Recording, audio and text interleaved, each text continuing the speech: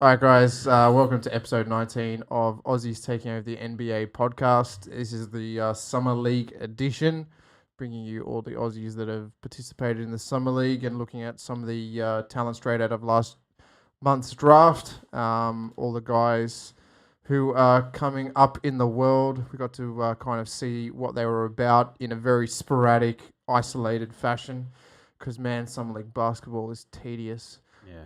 But it was good for the Aussies to get over there and get some contracts and hopefully some guys getting some big minutes out of it and showcasing what they can do. Now, just as a reminder, you can follow us on Twitter at AusNBA Takeover, also YouTube at AusNBA Takeover, and iTunes and Podcast Addict with the same label. Yeah, just subscribe, leave a review, just try and do everything you can to sort of share.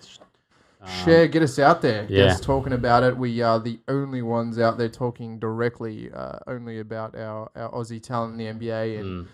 And last week we talked about Brokoff getting the contract, which is excellent. But this week we'll kind of just wrap up Summer League. It finished today with the Portland Trailblazers hammering the Lakers. Kind of a bit of a disappointed showing from the MVP, Hart. He kind of played so well and then fizzled out when it really mattered. But again, this is Mickey Mouse Summer League anyway, so it doesn't really make much of a difference. But for my mind, I really enjoyed Colin Sexton. Yeah. He was your favorite? Yeah, for a guy that was the number 8 pick, going to a team like Cleveland, you can see potentially something being built around him there. He's got good dish ability, good scorer, doesn't put up stupid shots, really tries to drive to the rim, gets the easy lanes, the easy points. He's not trying to be a Steph Curry or a James Harden, just trying to do his own thing, which was really, really good to watch and took a young Cleveland team pretty far. I think they made the semis. Yeah. So that, for my mind, he for me, Hart's an NBA player. He played games last year. You can't really make him, for my mind, not a rookie. This guy isn't a rookie. Yeah. For me, the rookie of the Summer League was Colin Sexton. What do you reckon? Probably Jaren Jackson Jr. for the Grizz. They made it to the semis, I think, as well. They got beat by Portland, but he looks, complete, really, really sort of strong around the rim, finishing around the rim, and he looks like he's already got the NBA body. Like, he doesn't have a rookie's body, which he just looks so fluid and so graceful with the ball, like really talented and can see the floor. So I think he's gonna maybe be in contention for Rookie of the Year this season. I think it'd be interesting because there's probably 3 or 4, Ayton and Bagley are probably going to, face off for that all rookie team, at the center sort of power forward spot. Bagley? Yeah, well, I'm just sort of saying those two play in the same position. He was my bust of the Summer League. Yeah, well, I think Ayton's probably the more complete player as well. He probably has the NBA body, and I think Bagley is a bit lacking in the physical tools attributes and the physical development. But just, out of Mo Bamba, if Doncic ends up taking one of those, power forward or small forward spots on the all-rookie team, I think it's either Mo Bamba or Ayton for the center. And I'm not sure if, Sexton's probably the best. He was probably the best guard that I saw in that Summer League. He looked the complete package too. He really looked like if you sort of put him side by side with Trae Young, you would obviously see that he's not putting up the amount of shots and scoring from jump shots as much as Trae Young was trying to do. But he really had. You could feel that he had that floor general sort of mentality. Yeah, definitely his ability to drive to the rim. And score. Yeah, he's not just putting up shots, and I think that gives you the ability, one, for the and one, and two, if your shot's not falling, it gives you that extra, momentum to get the ring. For me, Trae Young, hot and cold. Yeah, hot and cold. Some, he had a couple of good showings. Had some fucking terrible ones though. Yeah, but I mean, he's going to grow as a player. Like he's got 3 or 4 years, really. I think. In that Atlanta team, I think they're going to probably tank for another couple of years. So I think he's got time to develop. But I don't see him as an all-round point guard who is coming into this league with all of the skills honed, ready to play as an all-round point guard. I kind of just more see him as a bit of a gimmicky shooter, can shoot the ball really well, which is great. But that's not a foundational platform for a player to build his career on. No. You kind of need those fundamentals in being a floor general and being able to see the floor and pass the ball around before that shot takes over. I mean, if you compare him to Curry, Curry had a lot more sort of attributes to begin with and a sense of getting his teammates involved, passing it around before he obviously became such a great and deadly shooter. Yeah. So in that sense, I think Sexton, it was probably after Jaren Jackson, who I thought was just fantastic, all round scoring, defense, I think he was blocking shots as well. So yeah, he had 4 block shots in, I think, the last game. Good rim protector. Yeah. Very, very good. Mo Bamba was a little bit disappointing. I think that his physical attributes aren't there yet. No. He's not got a lot of lateral movement. Actually, it was good to see on Twitter Joel Embiid posting up his one-on-one with Bamba, and you see Embiid. I mean, Embiid's year 4 now, but only really 18 months playing the game. But physically, just dominant. Yeah. Just dominant. Mo Bamba should have the better shot blocking abilities because of his ridiculous wingspan. But Embiid is just a dominant player too. I mean, some of these guys that coming in this year's draft, you can see that there's room for them to develop physically. Yeah. I mean, I look at this draft and there's probably the most players I've seen in the last few years that are on the cusp physically or not quite having that NBA body, whereas a few seasons in the past, there's been more NBA-ready players, quote unquote. Yeah. So this season, I think, but some of these teams like Mo Bamba for Orlando, I think they're going to tank for a couple of seasons. Like they've got time to develop some of these physical attributes, which is good for them as individuals. Yeah. And I think Summer League, like we were talking about in the last episode, it's just a mess of everybody trying to impress. And that doesn't come off as great basketball. Like it's not the greatest basketball to watch. When teams put it together, like I thought it was telling that the 2 teams that made the finals had those NBA guys from last year playing in their team. Those 2 teams made the final because they had some cohesive players who had played NBA and could, bring their rookies through or their, hopefuls. They had the 3 or 2 or 3 in the solid 5 structure. Yeah, who could play together and bring in someone new into slot into the play development. But I mean, look at Philadelphia. I mean, they won their last 2 games before they lost in the quarterfinals. But man, they were fucking woeful. Yeah, and just outside of Cork Mars putting up 40 in the first game, no one in that team could score. I think Zaire Smith is going to be a very much an overrated guard. He's 4th.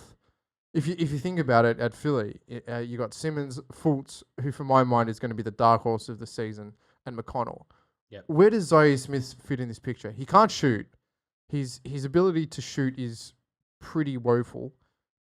He's not really a rim driver. He can see the ball somewhat well and dish quite well, but that's not what you're looking for. You got 2 guys that can see the floor like no one else that can't shoot. You really needed that shoot. Worst trade was Mikal Bridges for Zaire Smith. I think it was fucking terrible. It'll be interesting to see how Mikal Bridges goes and whether or not that trade will stack up. I mean, ideally, Zaire Smith will play, Redick's backup minutes as a size guy, for matchup wise. Obviously, we talked about Philly having that JJ Redick undersize problem to fix where they have a larger guard they can swap out for Redick. To play 6'7", play on the defensive end. But I mean, you want that kind of 2-way player that can play that defensive and then go on the offensive and shoot, and take those minutes away and be effective from Redick. But look, I wasn't impressed at all. For my mind, that's a bit harsh. It was. I was watching it. It was just, I think at the point, I think Cork Mars was running the point a lot more. I think that was a time for Smith to kind of step out and dish things around. But Cork Mars, I suppose, who's probably had the most minutes in the NBA. You got to think of as well with Cork Mars, he's trying to get that spot as well. That Zaire Smith sort of the two guard JJ Redick sub in spot. Yeah, for my mind, TLC's there. That's TLC. He's had 2 seasons. He was a bit injured last year, but he's a size guard. He's 6'6", 6'7". Good two-way player. Hasn't had a lot of game time though. So, for my mind, that's where the backup minutes come from. Yeah. Is that? But you could have put Smith in there or potentially Korkmaz. Most disappointed player out of the Aussies this year for you? Oh, out of the Aussies. Oh, that's a morbid way to start. It's a morbid way, but I think we'll start with the bad and come up there. And not necessarily bad, but maybe someone that you probably thought could have got some more minutes or... Well, besides Emmett Nah, who played barely any minutes. But that's not disappointing. That was just pointless. Yeah. Probably Xavier Cooks. I mean, I don't know if he... wasn't really expecting great things from him. Like, I wasn't looking at him going, he's going to be great. Everyone watch out for him. It's going to be great. I was more disappointed with just the level that he had, like the podium he had to showcase himself in the Summer League. The reward he would have got by showcasing himself would have been huge. But essentially, a little bit tentative. Shot well. I think he shot very well. 3 from 3. Beyond the arc, but was completely effective as a shooter. And 6 from 10 from the field in 41 minutes. I mean, the minutes thing is obviously the disappointment. He didn't play enough minutes. As a small forward, sort of power forward, I think he was undersized and underskilled for what the Warriors were trying to do. Yeah, but I think that his position probably in the NBA needs to come back to that 2 and 3. Yeah, he's probably a little bit undersized as a 4, but I think he showcased his shooting prowess. Yeah. And if you can guard the 2-3 and potentially switch onto the 4, he doesn't have to be that attacking 4, but can switch onto the 4. That would be a much more effective use of his time. I think maybe he cooks in Europe for a couple of years and comes back to the NBA. Yeah. He's a good shot. That was for me. Like, very efficient shooter. Yeah. Nice shot. Smart player. Did a lot of the little things well. Obviously, didn't do the things that get you noticed, which is why I felt disappointed. I mean, the experience was great. Would be great for him. I mean, he would be looking at this. Was a great experience. Yeah. If I was him, I wouldn't be disappointed in how I played. No. But for me, it's disappointing that he didn't get more minutes and get a chance to showcase himself. Probably wasn't the right team for the minutes. I think depends what the Warriors were trying to do. I mean, I'm more disappointed for him, not at him, if that makes sense. Oh, yeah, completely. Because I think he's a smart player. He's a good cerebral player. And he's good, very, very good at doing the little things, boxing out, spacing the floor quite well, facilitating, being a sort of role guy. But obviously, again, like we talked about, Summer League's just a mess of people trying to do as much as they can for each other. And it's a lot of, you can tell, it's a lot of teams dishing around their draft talent. Yeah. It's just like, give the ball to him, he's a draft talent, let's showcase him. For my mind, the disappointing one for me was Jonah Bolden. Yeah. I think that, after a year in Europe, in the EuroLeague, I thought he would have come back with a little bit more skill. He's not a 5, he's a 4. He's not a rim protector. He's a good perimeter defender, and he can guard the 4, but he's not a shot blocker. And therefore, he was just out of position the whole... Yeah. But Philly really didn't have that backup center. Yeah, did they have any other centers in there? They did have another center. I think... I don't know if he was disappointing. I think he was trying to play a sort of an inside-outside center, maybe out of his comfort zone a little bit. Yeah, well, he's finishing at the rim, for my mind, for that ability and prowess, even at a power forward. There was a lot of easy shots he missed. Yeah. At the rim. And even if you're playing the 4, those are kind of your bread and butter. Yeah. If you're hitting 35% from beyond the arc, that's great. That's a good percentage. But your bread and butter is your inside paint game. And for me, that wasn't great. Physically, probably not quick enough yet. I think he needs to do a lot more conditioning, whether that just comes with minutes or actually getting into a good program like Philly.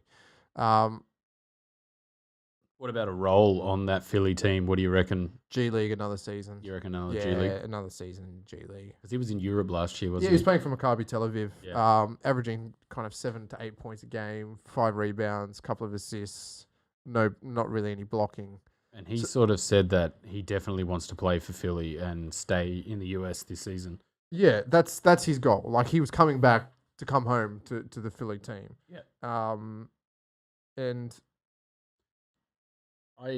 from what I did see in the highlights, I did feel like he kind of was playing as a power forward, sort of out of sync with what a traditional center in that team was supposed to be doing.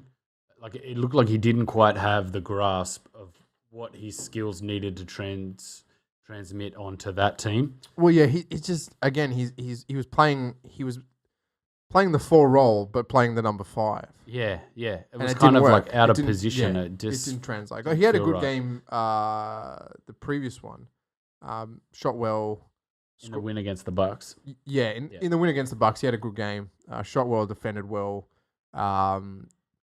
Good shooting. Like, he can shoot. He's an effective shooter.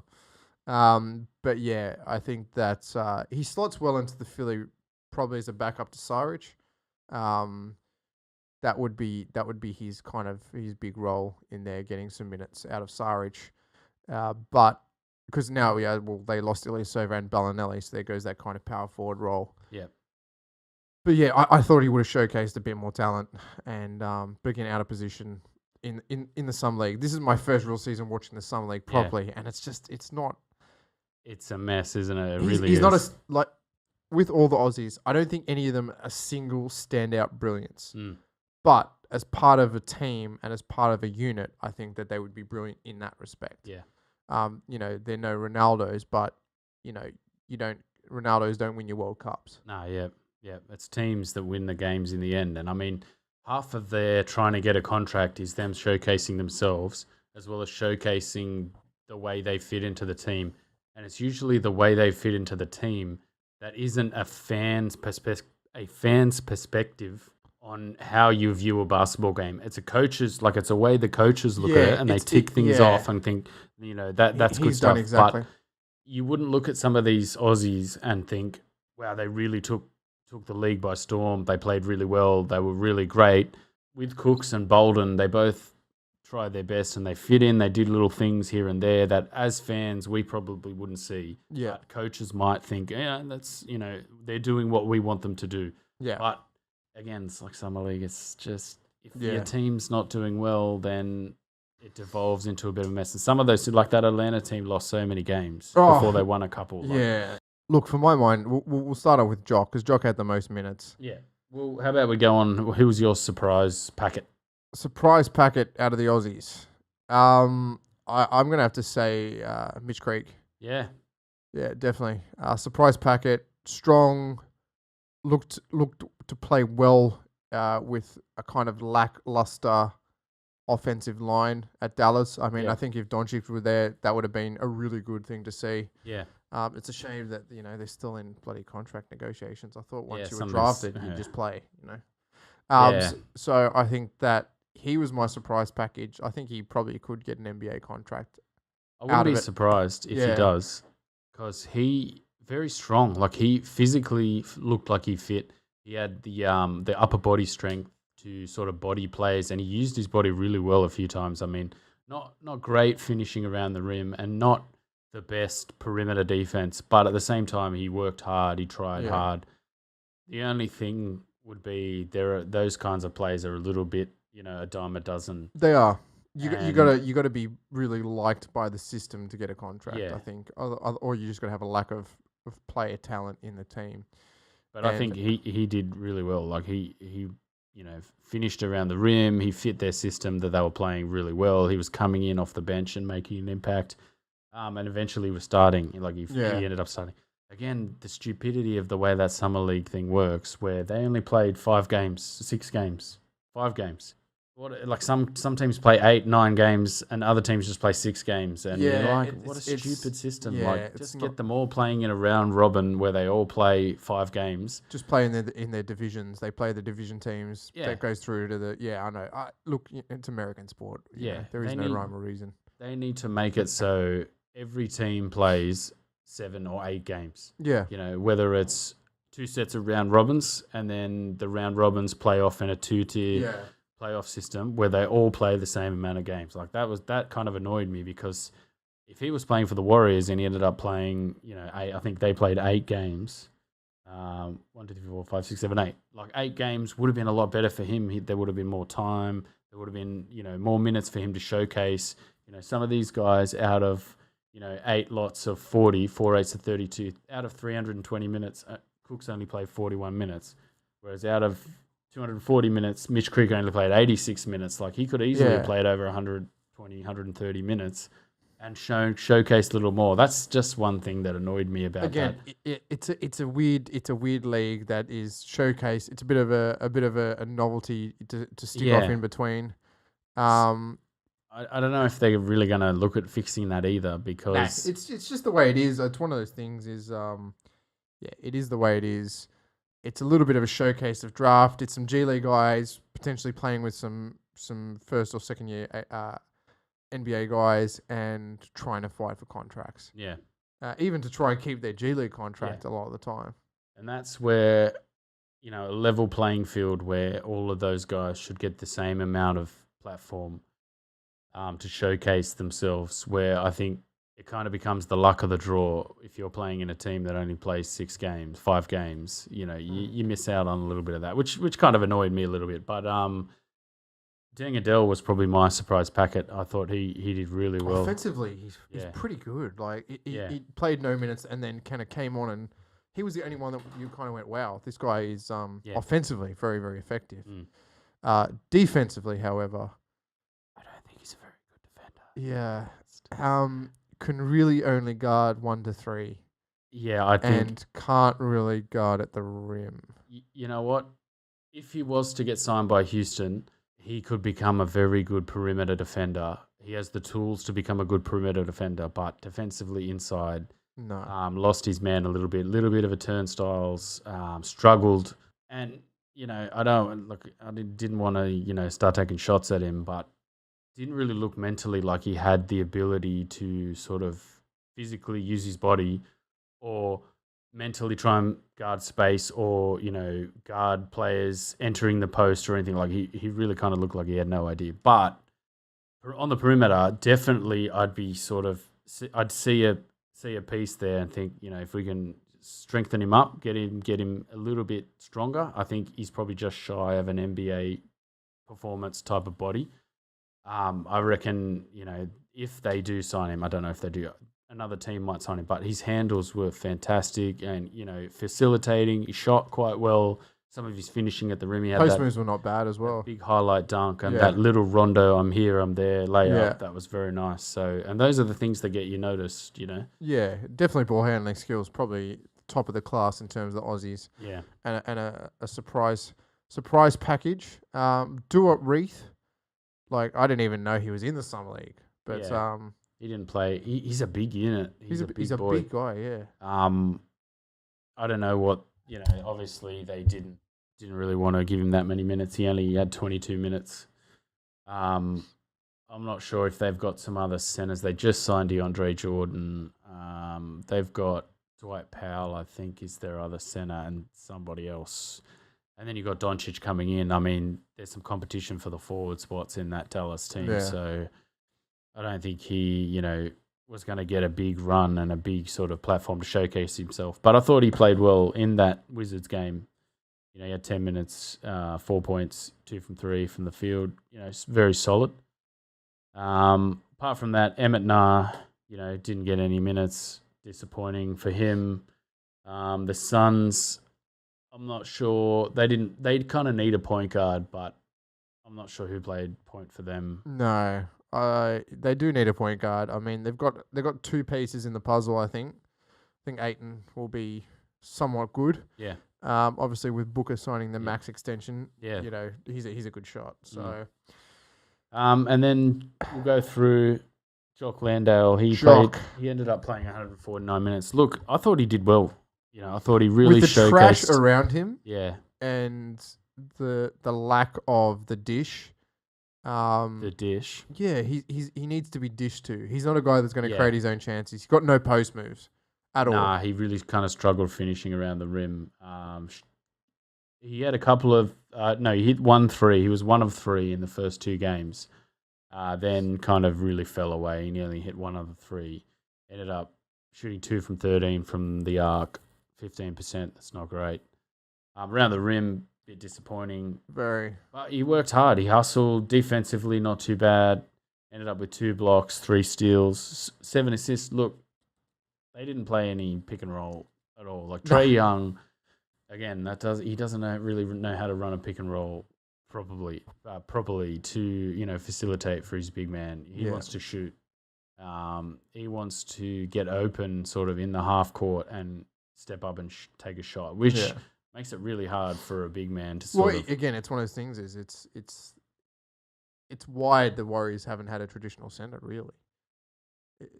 It's if you're going to bring that Warriors style play to Atlanta, you don't really need that kind of big center. But look, he's got the body. I think he's got the NBA body. Yeah, he's big enough. He's solid. He's strong. He's just not had the pieces around him. I think he's one of those guys. If he's got 3 or 4 good pieces around him, he's going to finish all day, every day. Yeah. I think if he had a team that was clicking, he would have stood out as a very good facilitator in that system. But obviously, they didn't have a team that was playing very cohesive basketball.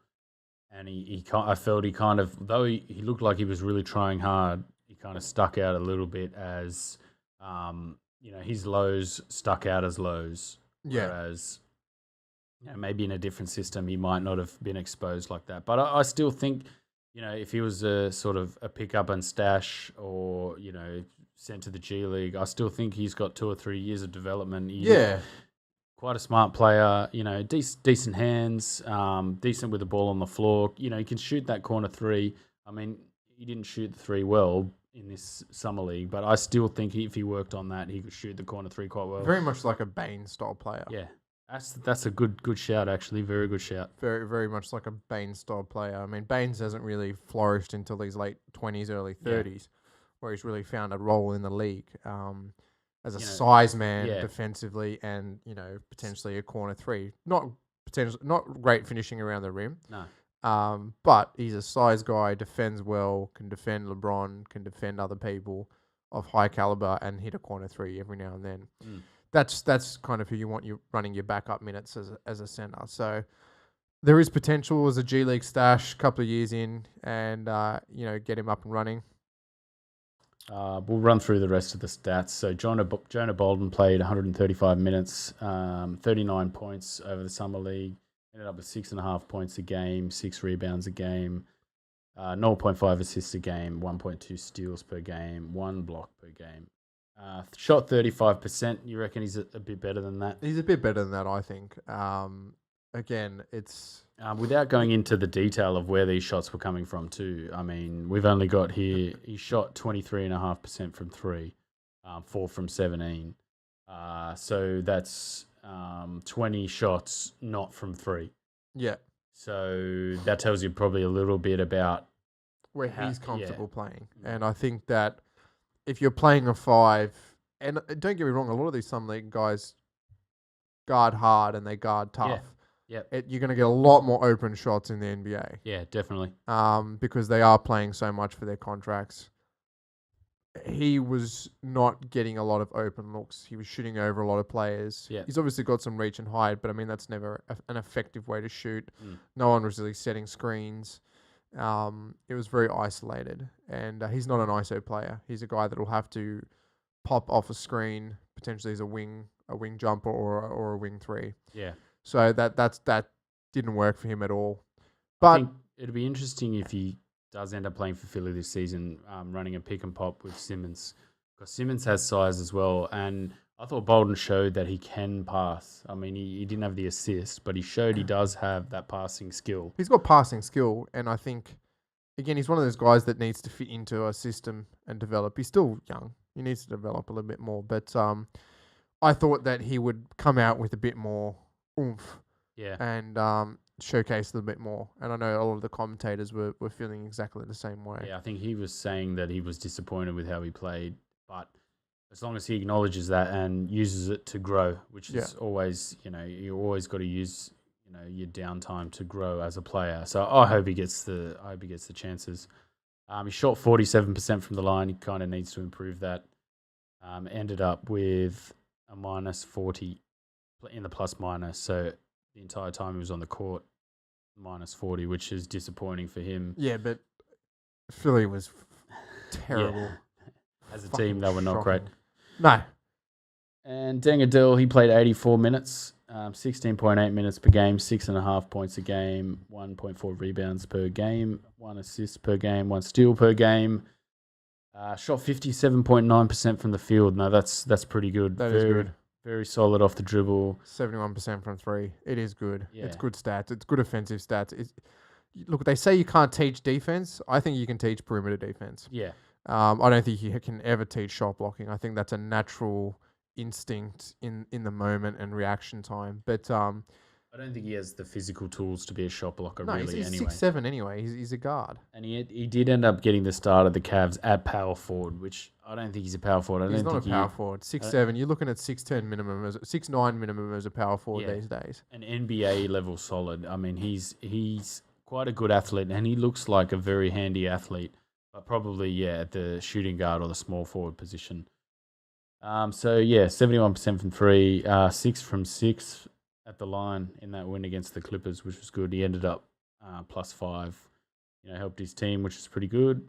Mitch Creek averaged 17.2 minutes per game, 6.8 points per game, 5.2 rebounds per game, 0.6 assists, 0.8 steals, 0.4 blocks, 43.3% from the field. That's not too bad. Not too bad. He took 6 threes. He didn't hit a 3. Shot 80% from the free throw line, which is also quite solid. Good if you are going to be playing that power forward position in the NBA. Yeah, getting to the rim and getting the foul line, definitely. You've got to be over 80. You've got to be really over 80% to be an effective scorer.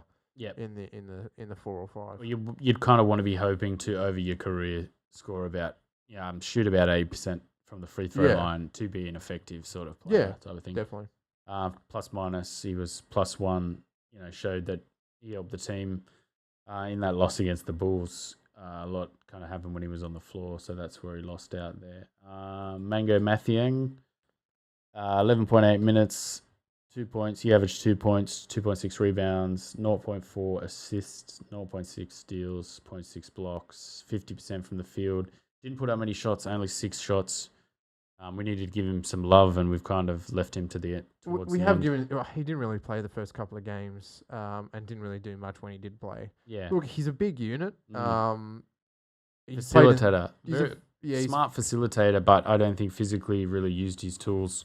No, effectively. No post game. Like you have to mirror your image on like an Embiid, a Howard. You got to have some post moves, and Al Horford to be an effective scoring center. And I think these guys just slot into a unit where they're there to dish, they're there to box out, they're there potentially as a rim protector, but they're not really seen as a scoring option. I think that's the modern NBA center, seen as more of the rim protector and not the scoring utility. I think that his size, he boxed out well from when I watched him. Yeah, uses his size pretty well. Smart on the defensive end. Yeah. I think they're the sort of things that just go unnoticed. They do, because he's not scoring 40 points a game. And, again, it's one of those things is he played 5 games for Charlotte last year, so he got a couple of 2-way contracts and call-ups. Yeah. But he'll be in the G League team again this year. Yeah. And he's a good player, needs to cook for another couple of years. He's 26, I think, or 27. Maybe he gets another year or 2 out of him, and he moves up into a regular center position. Now that Howard's gone from Charlotte, he potentially could be that backup. Yeah, he could get pushed up. I'm not sure if they signed a center, did they? I'm not 100% sure either. No, we'll have to have a look at that. So he ended up with a plus 9, which helped his team. That's good. Yeah. Xavier Cooks, he only ended up with 41 minutes, so he averaged 5 minutes per game, 2.4 points per game, 0.9 rebounds, 0.4 assists, 0.4 steals, 0.3 blocks. Effective shooter. That's really what you can say. 6 from 10 from the field and 3 of 3 from 3. And all 3 of those were nothing but net. They were just beautiful. Yeah. Pull up at the line, drop the 3. I still think there's a use for him. He's got the physical tools, probably 2 or 3 years early. So hopefully he goes and develops somewhere and comes back and has another crack, because I think he might be useful to some of those teams. But, obviously Warriors, they won 4 games and then they kind of trailed off. Damian Jones got injured. Jordan Bell kind of pushed his way out of the team because, he's obviously going to be a starter this season. And they sort of faded away. But still absurd that they play 8 games and some of these other teams only play 5. It's just bizarre. They kind of agreed to like that mini tournament in. Oh, that's right. The Utah Summer League. Yeah, that's right. That's why they did that.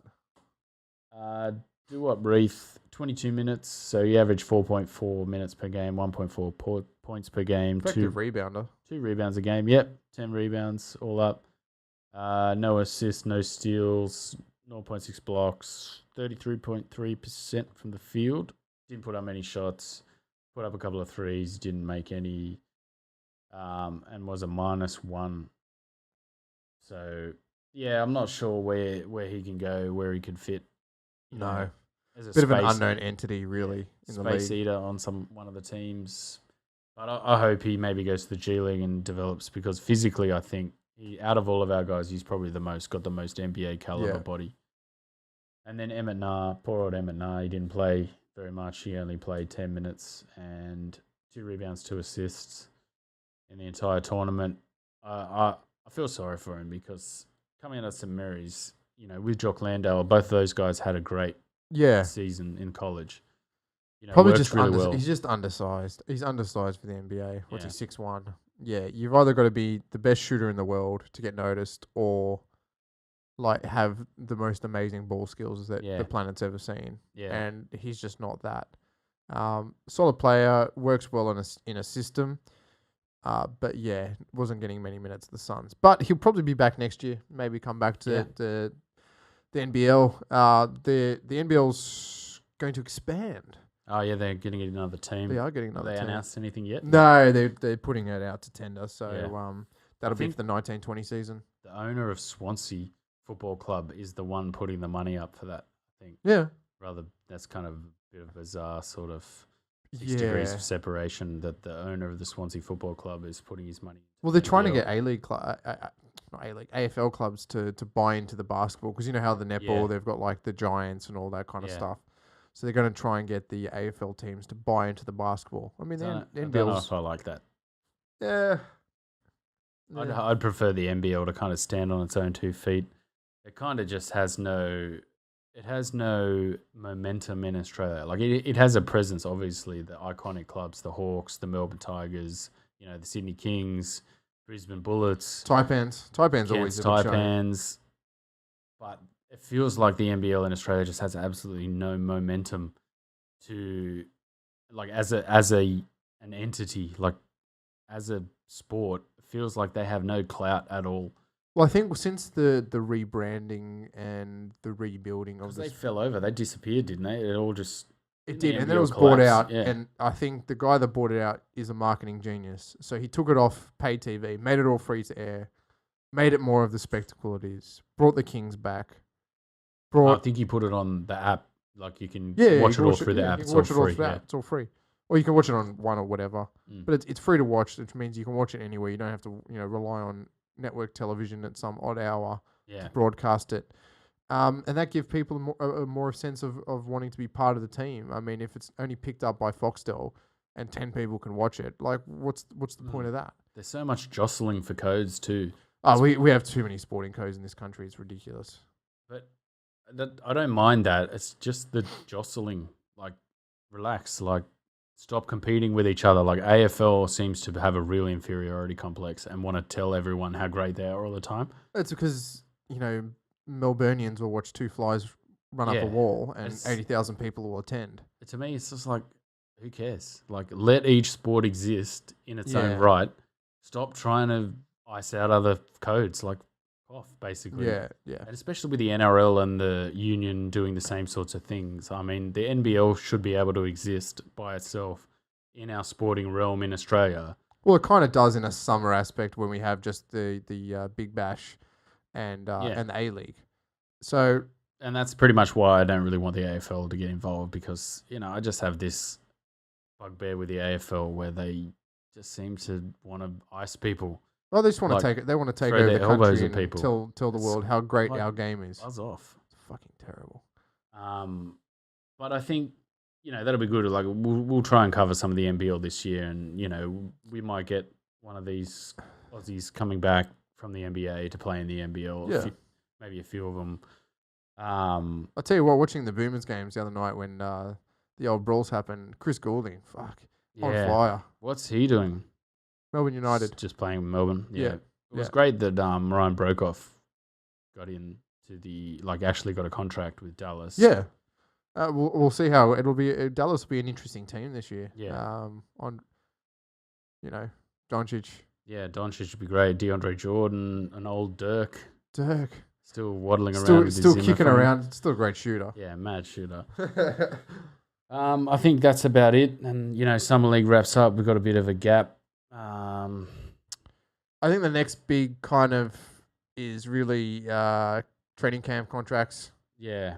We'll probably come back in a couple of weeks and bring you some news to see if what's kind of happened out of the Summer League, if anyone's getting signed.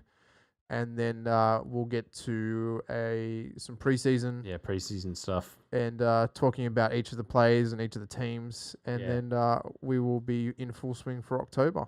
Yeah, definitely. All right, guys. Also, shout out to Liz Cambridge, who 53. Yeah, I think that was the WNBA record. So Aussies taking over the WNBA, which is great. Yeah, man, that's we've always had good women in basketball. We've always been number 2 in the world. Yeah, the Opals. The Opals have been great, but 53 points in a game where they usually regularly score 60 points a game. I think she shot some crazy, like 75% too, on 24 looks or something, like some crazy. Yeah. Killed it. We'll have to go and find the highlights and watch that.